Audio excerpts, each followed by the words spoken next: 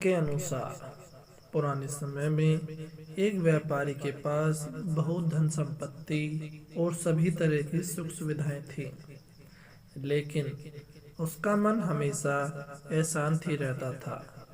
हर समय वह तनाव में रहता था। व्यापार के लिए गांव से दूसरे गांव यात्रा करता। एक दिन यात्रा करते समय उसे एक आश्रम दिखाई दिया। वह आश्रम में गया। वहाँ एक संत अकेले रहते थे। व्यापारी ने संत को प्रणाम किया और अपनी परेशानियां बताई। संत ने कहा कि तुम्हें शांति चाहिए तो तुम कुछ देर यहाँ बैठकर ध्यान करो। व्यक्ति ने ध्यान लगाने की कोशिश की, लेकिन वह ध्यान नहीं लगा पा रहा था। उसके मन में इधर उधर की बातें घूम रही थी।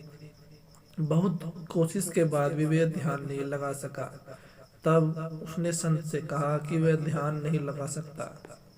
संत ने उसे कहा कि ठीक है, चलो मेरे साथ, कुछ देर आराम आश्रम में घूमते हैं। व्यापारी संत के साथ चल दिया। आश्रम में एक पेड़ को हाथ लगा रहा था, तभी उसके हाथ में एक कांटा चुभ गया। कांटे की चुभन की वजह से उसे दर्द हो रहा था। संत तुरंत ही आश्रम से एक लेप लेकर आए और उन्हें व्यक्ति के हाथ पर लगा दिया। संत ने व्यापारी से कहा कि जिस तरह कांटा चुभने से दर्द हो रहा है, ठीक उसी तरह तुम्हारे मन में भी क्रोध, अहंकार, ईर्ष्या, लालच जैसे कांटे चुभे हुए हैं। जब तक इन कांटों को निकालोगे नहीं, तुम्हें शांति नहीं मिल सकती।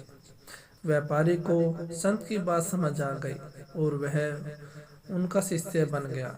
इसके बाद उसने धीरे धीरे अपनी इन बुराइयों को दूर कर लिया।